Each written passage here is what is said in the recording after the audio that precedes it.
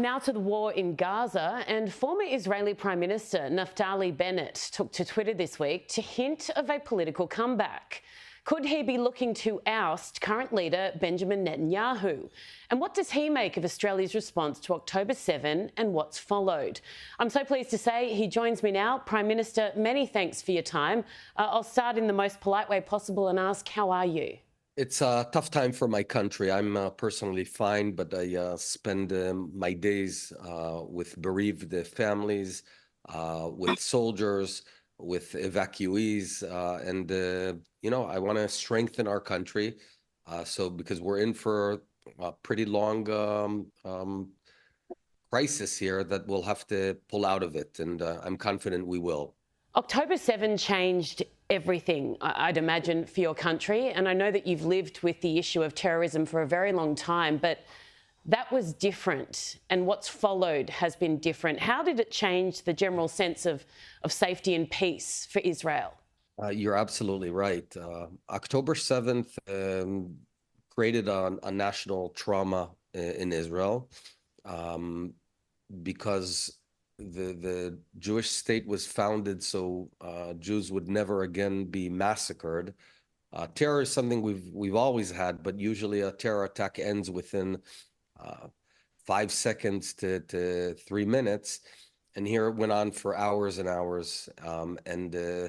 So we saw institutional failure of the state of Israel, but on the same day, we also saw a nation rise to the challenge. We saw thousands of young men and women getting in their cars, driving right into the inferno and fighting to defend and protect their brothers and sisters, even in some cases losing their lives doing it. So I'm very proud to be Israeli, but these are tough times. I see that you've just accepted in some way, shape or form an element of responsibility for what occurred. That must have been difficult. I notice a few other leaders have as well. Why? I think generally we underestimated the Hamas for many years, and this was something very widespread. Unfortunately, they took us by total surprise on October 7th. Benjamin Netanyahu is yet to accept any responsibility. Is that the wrong move by him? You know, he needs to make his decisions. I'm not going to tell him what to do. When you're a leader of a country and such a huge failure happens, I don't think it's relevant whether you take or don't take. The responsibility is yours. So ultimately, that's his decision to make, but it won't change the reality of things one way or another. Your people have experienced hate on a level that I just cannot imagine. How does it feel to have suffered one of the worst attacks, terror and death since the Holocaust? And that in itself horrific, but then to watch the reaction of the world and so many people seemingly back Hamas and the perpetrators of this evil. It's unbelievable. It's unbelievable that immediately, hours after or even during the massacre, you had many people around the world supporting Hamas while the massacre is still happening, way before Israel entered Gaza.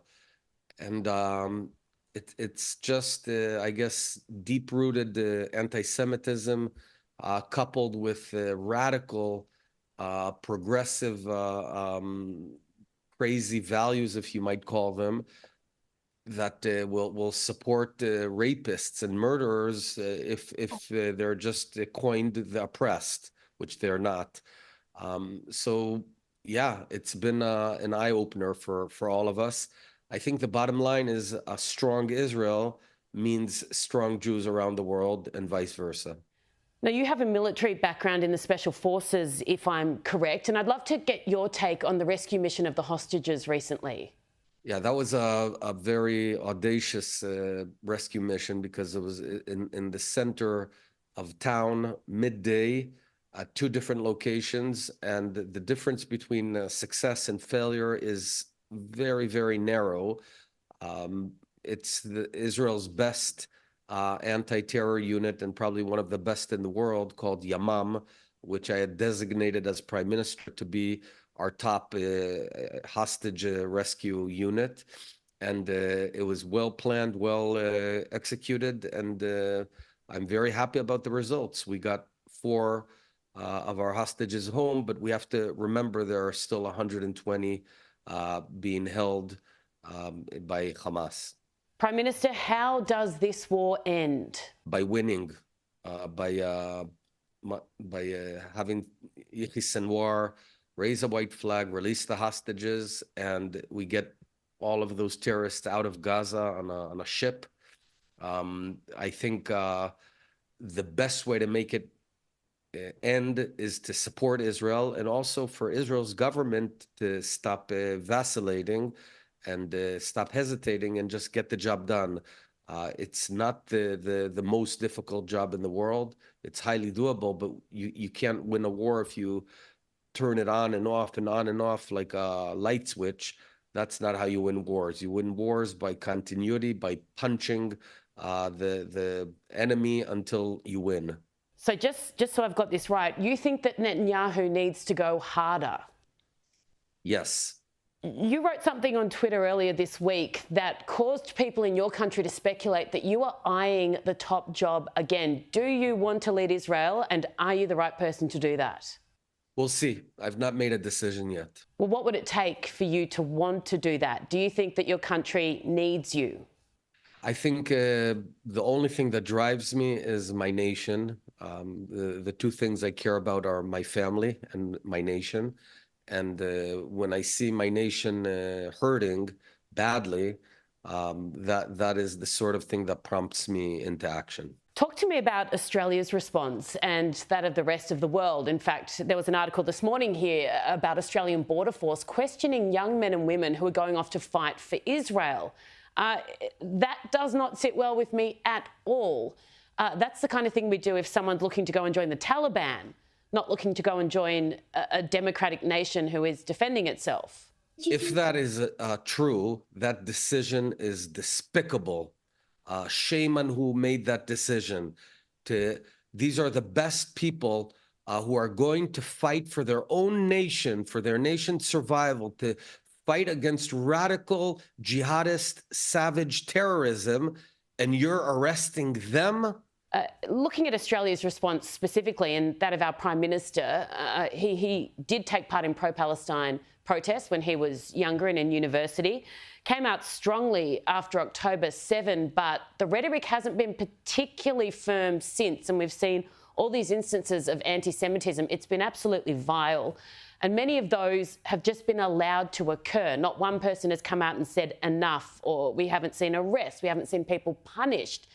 And I really feel like we'd be in a different place in this country if the response to the initial incidents of anti-Semitism had been strong, exactly what was required.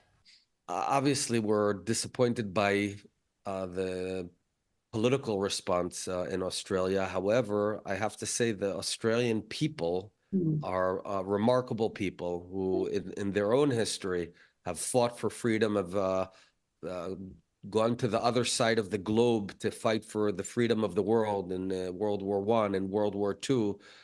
You know that the city of Beersheba in Israel was conquered by Australians in World War I, and so we have a special debt to Anzac. But so the people are amazing. I think the political leadership has disappointed us.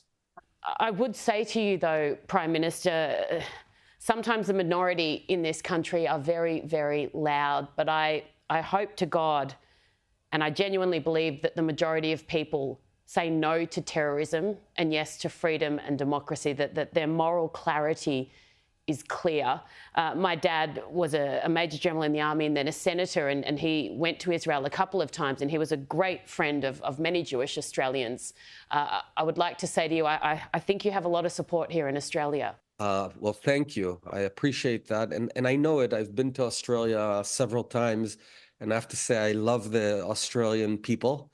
There's many similarities between the mentality of Australians and Israelis, very open, very nice, very direct.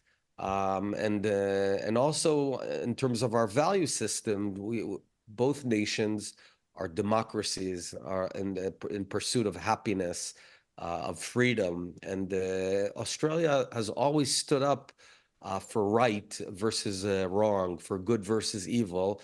And I know the Australian people stand with Israel, and I appreciate what you said. Finally, I'd like to get your take, particularly if, as it seems, you might have aspirations for leadership again in your country, the world in general. Elections in the UK in a couple of weeks. With the US, it's looking more and more likely that Donald Trump will be the next president. What do you think the impact of the American election in particular will be on the war at the moment, on Iran, Hezbollah? What are your thoughts? Yeah, I think the world is becoming a tougher place where, the rules-based world that we knew since World War II till about a decade ago is weakening. And it means that nations have to be independently strong, very strong, have to be able to defend themselves, and the like-minded nations need to stand stronger together against this axis of evil in some other nations. So it's going to be a tougher world, a bit more Hobbesian, if you will. But we're all going to pull through it if we stick to our values and to our strengths.